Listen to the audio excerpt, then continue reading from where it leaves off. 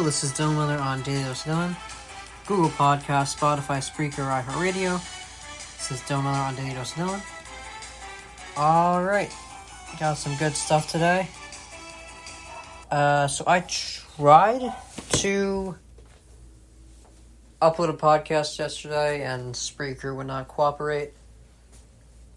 Wasn't letting me upload it, so I deleted and tried re-downloading the app, and then the draft was no longer there. So I apologize for that, but I'm going to add a few stories today to talk about.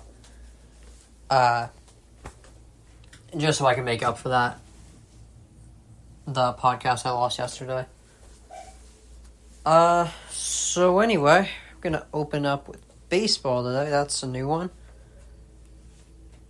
So after last night, Shohei Ohtani is now on pace for the first ever 50-50 season. Now, to put that into, just so you guys know how impressive that is, no one has ever done a 45-45 in a season before. But right now, Ohtani, this whole on-pace thing, obviously, anything can happen in these last few games, but Ohtani currently stands at 42 homers and 42 stolen bases. So it's very much looking up for him for these last, give or take, 30 or so games. But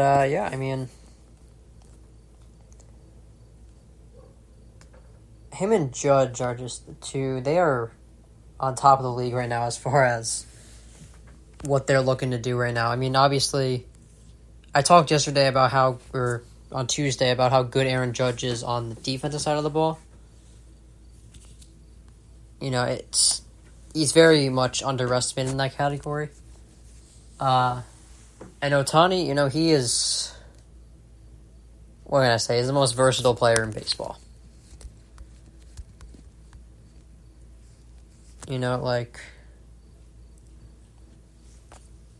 To be on pace for a 50-50 season and already have a 40 season with 30 games left, that is, no one else in baseball can do that. There is no one like Ohtani that we've ever seen. And what I just found, there's only 6 people in the 40-40 club.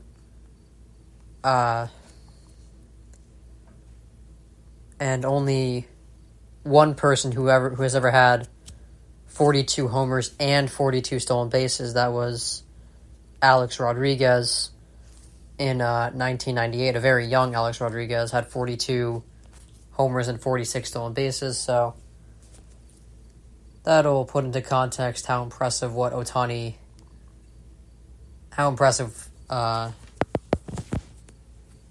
season has been so far. All right. So yesterday I also made my picks for the 2 remaining quarterback battles going on in the NFL right now. Wilson versus Fields and Drake May versus Brissett. I said Drake May and Wilson would be named the starters. I was 1 for 2. But yeah, I think so. Wilson was named the starter. That's what I want to talk about right now. I want to say that Fields will get in as a starter eventually this season. I think Wilson is secure for the first 4 weeks, I believe, unless he really wets the bed in one of those games, which he shouldn't. The Steelers have some winnable games throughout their schedule, and especially the first 4 weeks. The Falcons, I would probably lean towards the Falcons in that game, but the Steelers can win that.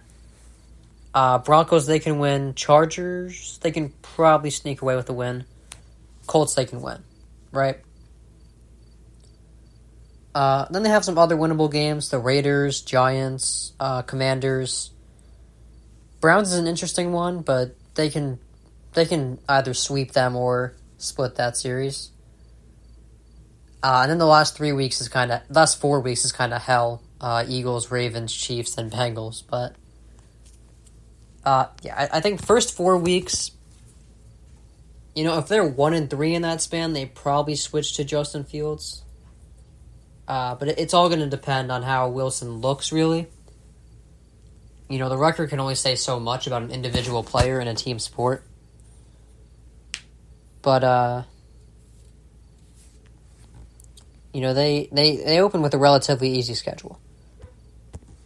And I think one of the things about this battle is there are they couldn't have picked two quarterbacks that are more different, like as far as where they are in their career. So on one hand, you got Wilson, who's kind of aging, he's kind of on his way out, but he's got the experience. We've seen him do great things before. He had the weird thing in Denver, Nathaniel Hackett year one, and then last year was awkward, but we know Wilson is capable of being great. I think he retires right now, he's in the Hall of Fame. Right? And he's also made a major living off football. He's got $40 million, whereas Fields, right now, hasn't proven anything except that he's athletic. And right now, he's on the verge of being a team-hopping bust. Right? I know that might sound a little harsh, but it's fair to say. Right? Like, if it doesn't work out in Pittsburgh, he just goes to another team, and then another. And how does that make him any different than Mitch Trubisky? Again, other than the fact that he's athletic and can move his legs. Right? And like, Fields, we all know he's 10-28. I'm willing to ignore that. But 60% completion percentage, a career 82 quarterback rating, a QBR. He's never had a higher QBR than 56. He's not showing any signs of being a good NFL quarterback. I mean, yeah, there was a year where he had 1,000 rushing yards, but that's not gonna do him much justice. Right? Like, I mean, having 1,000 rushing yards and 8 touchdowns while your team goes 3-12 and you also throw for, what did he do that year? 17 touchdowns and 11 picks. So there's a lot of pressure on Fields to prove himself, whereas Wilson has none of that. And like I said, we've seen him do great things with and without the Legion of Boom. No, he never made the big thing that's going to hinder his Hall of Fame case is that he never did anything big after the Legion of Boom disbarred.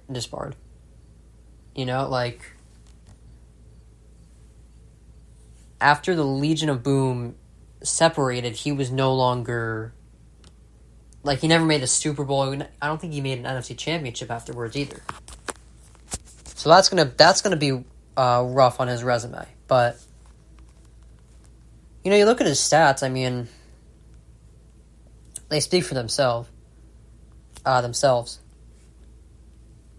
Even without the Legion of Boom, he had 2017 where he led the league in touchdowns. 2020 threw 40 touchdowns. He had 4 straight years, 2017 to 2020, where he threw for 30-plus touchdowns, which was more than he ever did with the Legion of Boom. Granted, he never needed to throw a lot of touchdowns with the Legion of Boom because they were locking down every offense they faced, including the Denver Broncos in 2013. Right, so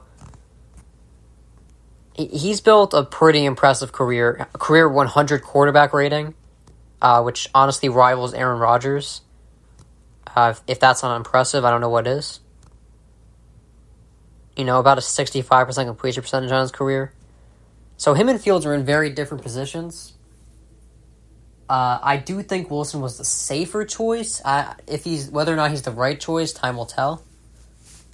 But definitely the biggest thing that's going to hinder him is the fact that since 2015, he has 2 playoff wins. He's 2-2. And the last 2 years with the Broncos have been very disappointing. What I'm interested with in Fields is Tomlin said that Fields' mobility is something they're open to utilizing in spite of the fact that he is not the starting quarterback. So I wonder if Wilson does work out and happens to be the right choice. Does Justin Fields step into a Taysom Hill role? Right, where he's playing running back. Maybe they throw him in at receiver occasionally.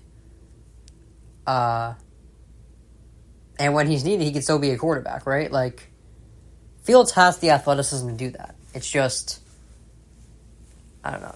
The big problem with him, as I said, is his lack of success as a passer. Because even Lamar Jackson has had... Let's forget about the playoffs for a second. He has had a very nice progression in his passing throughout his career. Right, so... And he's a 2-time MVP. Like, he's... See, he led the league in passing touchdowns in 2019. And his completion percentage pretty good, 65%. His quarterback rating has progressively gotten better and better, 113 in 2019.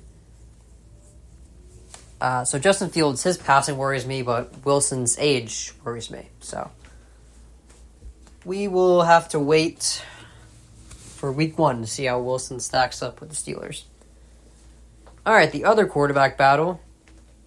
Jacoby Brissett was named the starter over Drake May, which I found interesting. I did say on my discarded podcast from yesterday that if Drake May isn't named starter, then he's just not ready. I don't think that was unreasonable to say, because Jacoby Brissett's not a guy you put in like long term. He's a filler guy to wait for your rookie, your younger guy, to be ready. So I think what the Patriots are saying is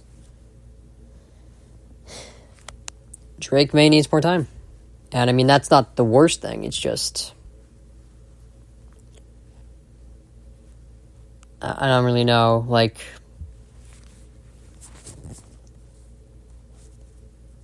it's another situation where we're going to have to just wait for the regular season, because I'm assuming May will get in eventually, right? You have to assume that. I mean, if he doesn't get in for the entire season, then we know there's a pretty big problem, right? Like, I mean, I know the preseason doesn't matter much, but May, he looked good against the Commanders. Pretty solid showing. And, like, I don't know. I mean, like I said, I'm not at practice. It's really hard to tell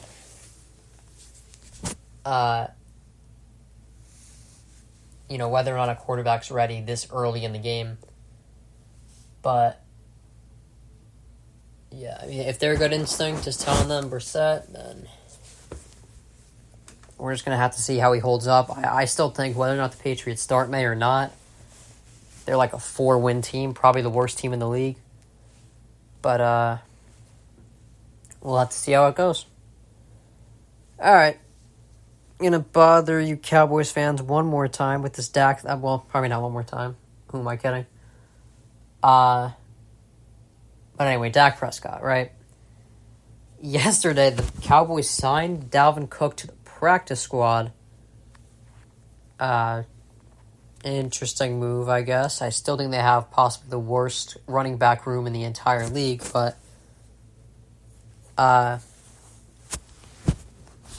so they signed CeeDee Lamb. They went out and signed Dalvin Cook for some reason.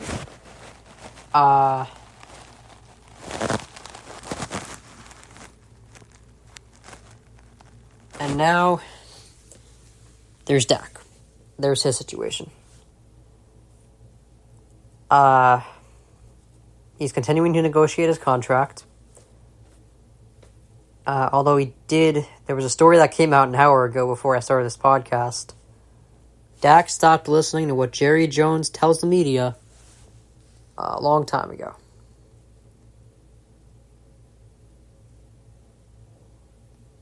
I don't blame him, because I think, honestly, you could argue Jerry Jones cares more about their fame than he does their success at this point. Because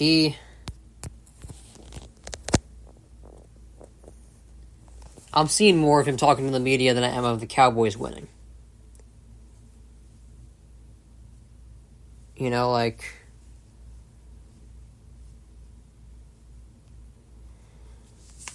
But, like I said, he dug himself in the hole by overpaying Dak years ago, and now he's going to have to pay him even more. Because now he means more to the team than he did then. So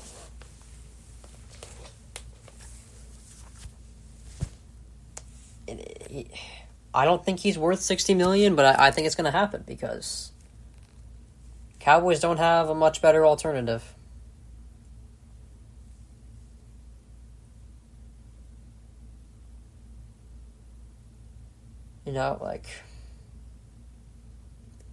He's got one season on his contract. He's already admitted that playing for another team is a possibility for him, so he's open to leaving. I just don't think that's good for the Cowboys. And by the way, if Dak hits free agency, that is a big deal for a lot of teams, right? Like, any team that isn't set at quarterback, which is pretty much any team except for, like, Bengals, Chiefs, Chargers, Texans, Ravens, Bills. Would I be wrong to throw in the Packers? I feel like the Packers are pretty set with Jordan Love now. For now, the Jets are pretty set with Aaron Rodgers. Not sure how much longer he has left. Lions, they seem to be rolling with Jared Goff. But yeah, I'm sure Dak will have a pretty big market in free agency, which unfortunately for the Cowboys, that's another reason to pay him. But yeah, they're going to be spending their salary cap on Lamb and Prescott for a while now, and when Lamb and Prescott are done, they're going to be in cap hell. So good luck, Jerry Jones.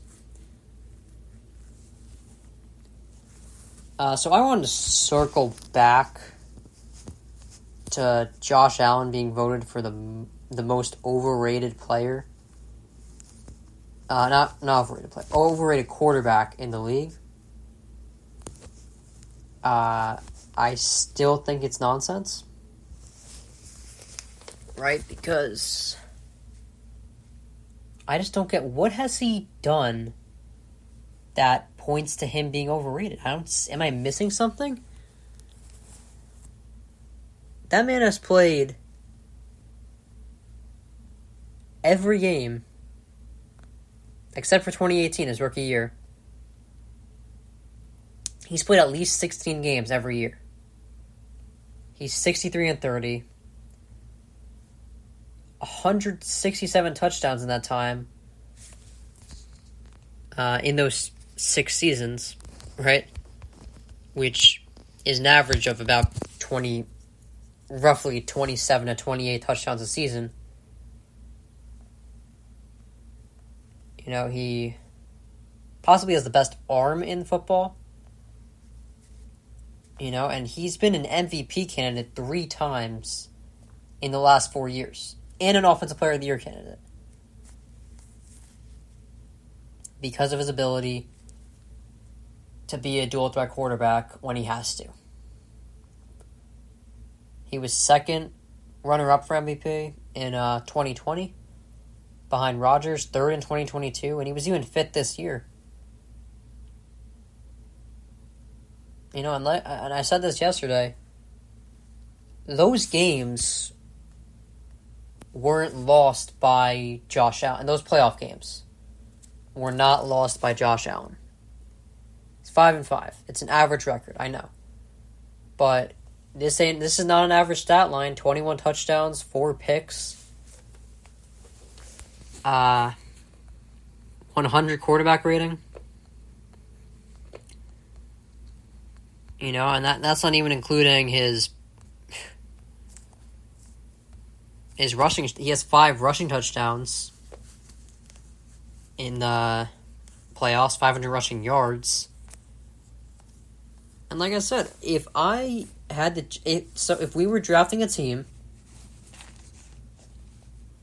and I was the GM and I had the second overall pick, Mahomes goes first, I'm taking Josh Allen. I genuinely believe he's the second best quarterback in football. And my main motive for taking him over Joe Burrow, who has beaten Mahomes, is that I just feel I can trust him more to stay upright. You know, like, Burrow, don't get me wrong, I think Burrow is awesome. I do. The fact that he beat Patrick Mahomes with no O-line is beyond impressive, but I can't take him over a guy who stays healthy, who has also gone toe-to-toe with Mahomes constantly. And quite frankly, Burrow's playoff stats aren't exactly much better than Allen's, other than obviously he's 5-2 in the playoffs and Allen isn't. You know, a 93 quarterback rating in the playoffs, 9 touchdowns, 4 picks. That's a worse touchdown and reception ratio than Allen does. And the main knock on Josh Allen is his ability to turn the ball over. You know, so I think Josh Allen is undisputably a top 3 quarterback in the league, and the fact that people think he's more overrated than Jalen Hurts and Tua is kind of crazy to me. Alright, so Ja'Marr Chase did not practice on Tuesday. And, this is not good news for the Bengals, to say the least. I'm sure he'll sign. He'll get his money. You know, but I don't really get it, I guess. You know, like, I just don't get his urgency to get paid now. I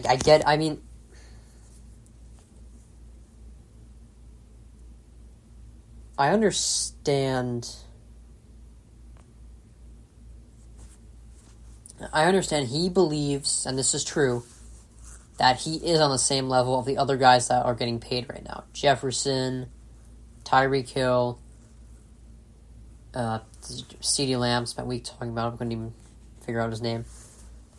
You know, those 3 guys got big contracts, and you know, Chase believes he's on their level, and he is. He's proven it multiple times. So, I mean, he he deserves to get paid. I just don't see why it's...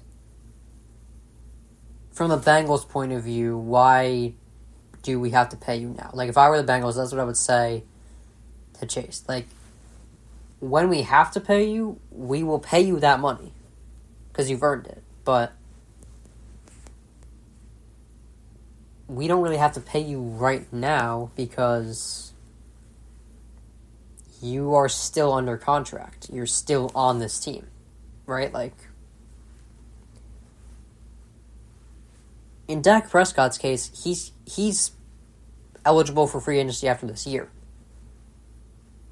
You know, but Ja'Marr Chase still has 2 years, right? So it's not... I don't understand his... Like, I wouldn't understand the Bengals if they paid him now. Just tell him you're under contract, we'll pay you when we have to pay you. Because in this situation, Ja'Marr Chase has no power, really. He can request a trade, but it's not going to matter. Right? Like, that's not stopping the Bengals from saying, we're not trading you. That's what the Niners have done with IU this whole time. You know, he requested a trade. Okay, that's nice. We're not trading you. It's that simple.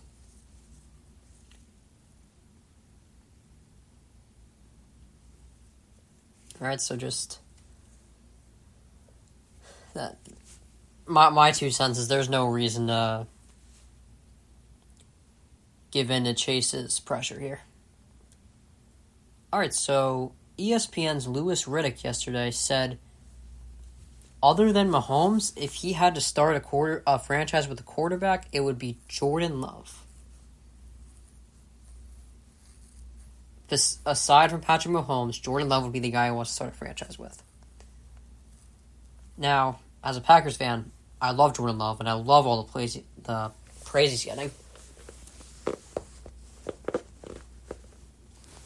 But,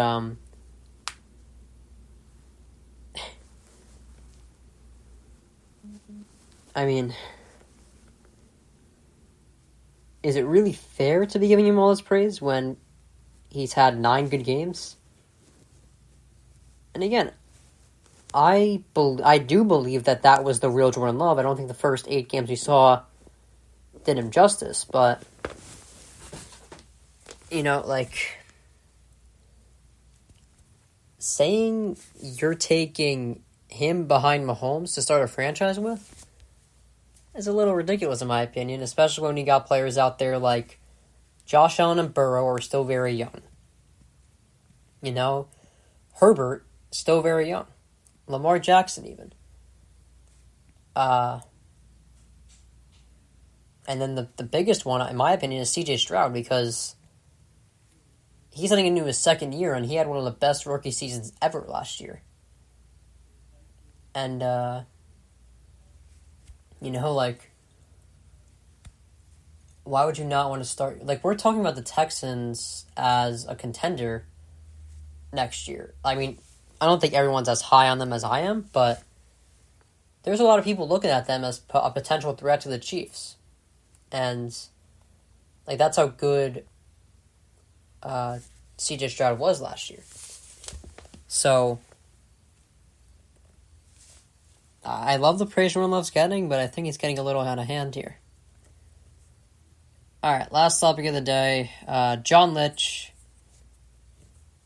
Niners GM, spoke about Brandon Ayuk.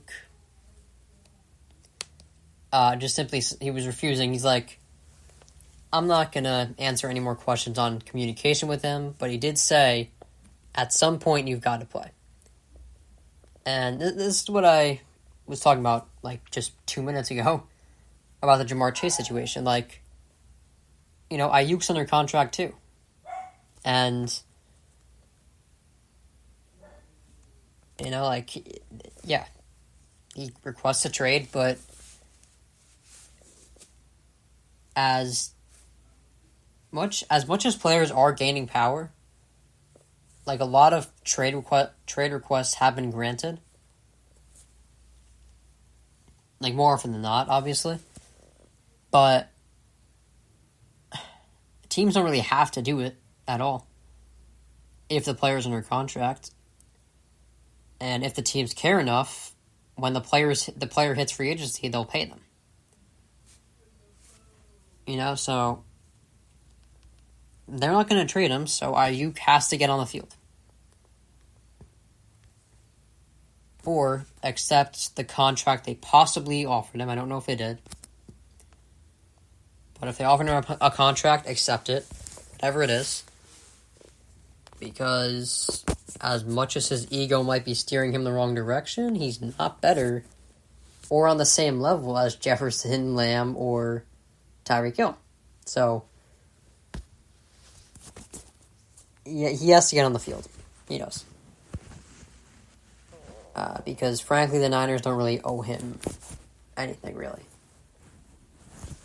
Alright, so 30-minute podcast today. As I said, I'll be able to do one tomorrow. And then maybe Monday, Tuesday next week, possibly. Definitely Tuesday. But after that, I start going to school, and it's going to be really tough. So, until then, this was Dylan Milner on Daily Dose Dylan. Spotify, Spreaker, or iHeartRadio. It's Dylan Milner on Daily Dose Dylan. Have a good day. I will see you tomorrow.